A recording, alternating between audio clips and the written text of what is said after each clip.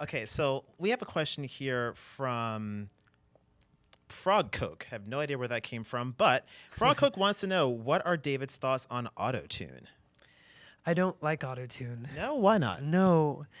I hate how it's become a part of the music life. I don't like, people expect it to be there now because people have gotten a lot, with American Idol and with the overuse of autotune, people can tell when something's out of tune, and they get very technical with it, I think, or at least artists and producers and people think that they need to be more in tune and stuff. It just, there's an emotion though that exists when something's not perfect, and I don't know. It's just, I know that it can be fun to use as an effect sometimes for if a song's more kind of produced and tracky and stuff. Right.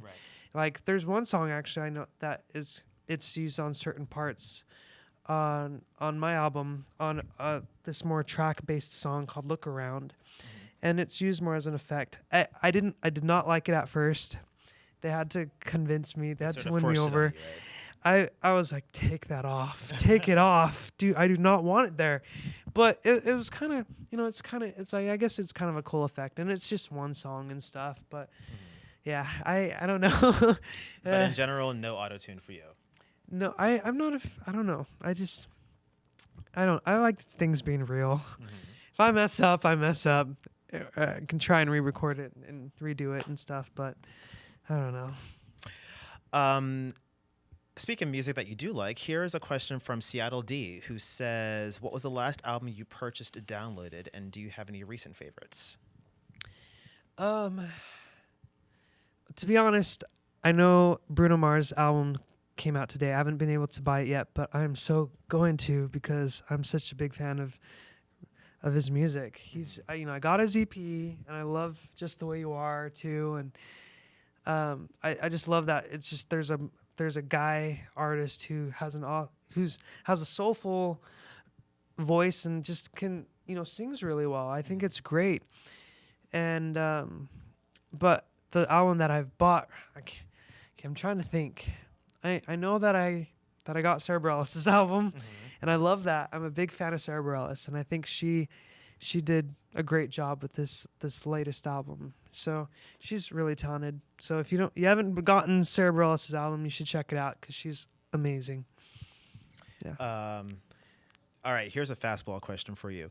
Rhonda C says, congrats on being voted Billboard's best idol of all time. Oh, thanks. Do you think anyone will watch the show without Simon? Yeah, I think that people, it's not like no one's going to watch, because I still feel like a big part of that show is watching people grow and watch them develop into artists. I think that's the real magic of that show. It allows people to be involved with people on their journey. And I think it's really cool how American Idol is able to do that. And the people they're the ones who decide if that person's going to continue on the journey, So, but it's just crazy how so many people are making such a fuss about the judges on the show. When it comes down to it, I mean, it's supposed to be about the talent that's on the show and discovering new artists. Yeah, I think it's just because Simon was such an iconic figure, and people were just not used to seeing this guy in a black T-shirt and the British accent saying really blunt, honest, harsh things. Right. So, do you get to see him a lot since you've been off the show? I haven't seen him very much. No, I'm sure he keeps plenty busy, right. And I've just been keeping busy doing my own thing too. Let's see. It's time for a few more questions. Which camera am I looking at, by the way? You can look at either one of them. Oh, okay. I wasn't sure. Anywhere you want to. Okay. They'll find you. All right. All right. So here we go. Who would be your ideal artist to tour with? This comes from J Wipe. My ideal artist? Yeah. I'm not sure, because I think also what can be cool about touring, it's not just about someone who you are similar. It's also I think what's important is keeping an interesting contrast too, and kind of it really helps put on an interesting show. I mean, you could do similar styles, but I think could be interesting to do kind of different styles too, as long as it's not too extreme where it's like your fan. I think it's cool. It'd be cool to kind of combine fan bases and stuff, but you don't want to be too far extreme where it's like your fan bases don't connect with the different artists. But so is there anybody who's outside of your fan base that you really appreciate, that you listen to a lot to, that might surprise your fans? Well, I think every artist has their unique fan base, so every single one is slightly different.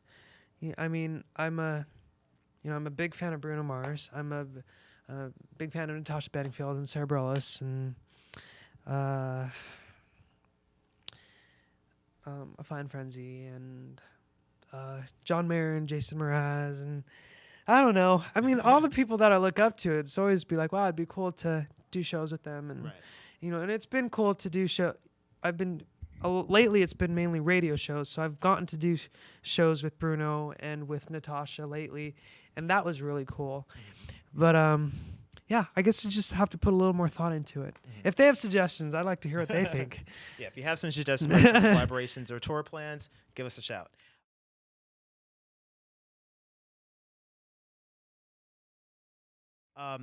Actually, here is a question from Pastel, who says, what is the best piece of advice you've received from one of your collaborators? The best piece of advice, I think, from the collaborate, like on the album? Or just, anybody that you've met who's like given you some really, really good advice that you've sort of, taken with you along this journey. Sometimes what's bad about me is I don't always remember what someone said verbally, but I guess I kind of take what kind of impression it left on me and how it kind of changed the way I thought. But I'm bad at remembering what it is they said to make me change. I know that Joy Williams has said a lot of really cool things, and she's just very wise. She's been a really great mentor for me. Okay. Here's a question from Swoltzy. David, I'm turning 20 next year, and I'm dreading it. What are your feelings on turning 20 this year? I'm looking forward to it. I mean, I've really enjoyed being a teenager. It's been, great experiences, and I'm ready for that next time. I mean, it's only a year. It's only a year older. The only thing that's different is you're not officially a teen, but I think it kind of gives you the proper pressure, the good kind of pressure that you need to grow and to expand and start thinking more maturely. It's like, okay, I'm in my 20s now. This is the beginning of this next step and phase in my life, and I think it kind of helps. Part of that fear is wondering if you'll be able to live up to those expectations and those changes. Change is always scary, but at the same time, it can be motivating for you to improve and find more ways that you can give back to those around you in your life, and yeah, I think it's an exciting time. Cool. Here's one from Larissa SG. You've released 3 albums and are a best-selling author. What else do you hope to achieve in life? I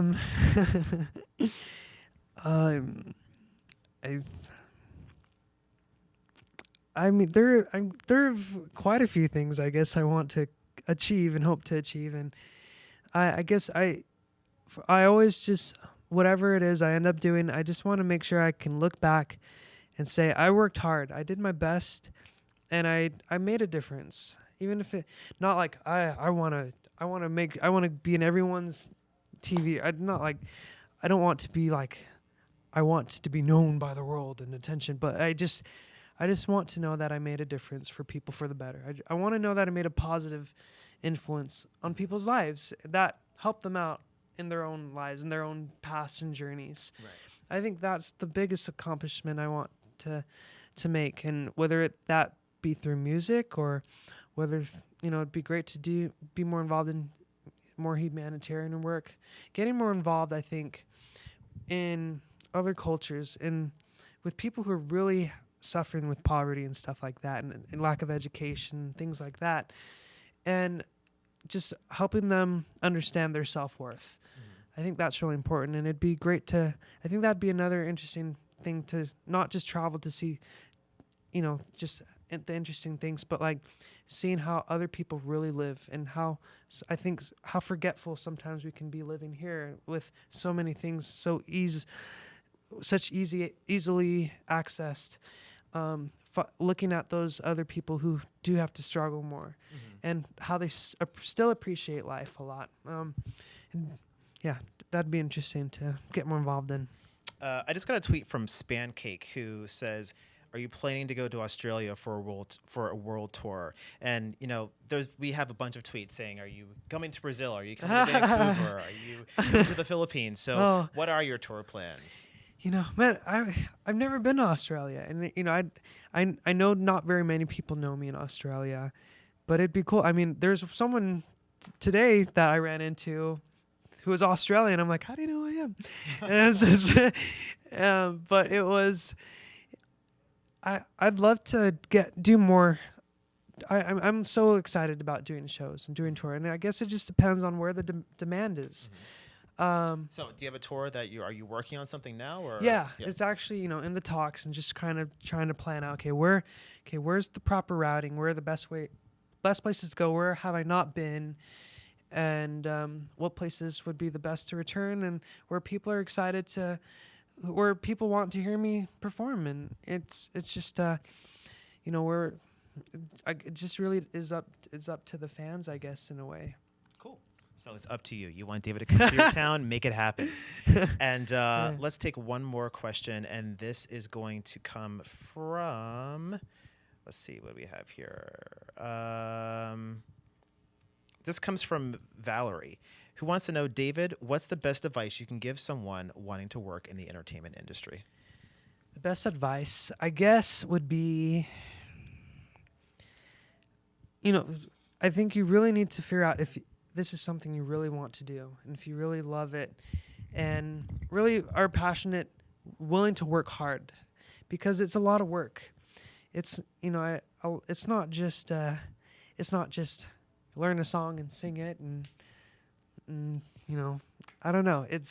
There's a lot of work involved. There's the business side of it that you have to kind of learn. I don't know. I guess it depends on how much you want to get involved in music. I think if you love music and you have a desire to perform, then I think the most important thing is to get every opportunity that will help you gain experience and help you grow.